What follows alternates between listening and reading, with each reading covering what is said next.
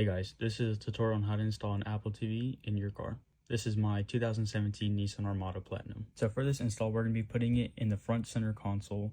That way we have a nice clean install at the end. So starting off with the things you'll need an RCA cable, an HDMI to RCA converter. Now it's important you get an HDMI to RCA because if you do RCA to HDMI, it won't work. Up next, we have our trusty Apple TV. And last but not least, a power inverter. That way we can bring power to the center console.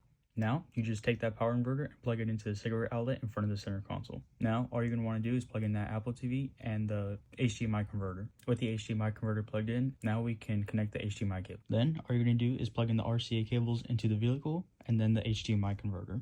Now you're going to want to turn on your car and make sure the light comes on for the power inverter. So now you're going to want to go to the settings page, then choose rear displays, turn on both displays, and now make sure that the power source is coming from front auxiliary. Now to test it out, you're going to want to put on your emergency brake and select the disc aux button. Now we can close the center console and check out the rear Apple TV. The reason I chose the Apple TV is because one, you get a remote with Siri. Your phone can also be a remote. And a really cool feature is you can AirPlay your device onto your phone. That way if you want to show something that's maybe not an app on the Apple TV, you can still show it. And then for those asking about the Fire Stick, that does work with the HDMI converter. Now, I do want to put a disclaimer that the original parts I ordered for this video haven't arrived yet, so this is a rough setup.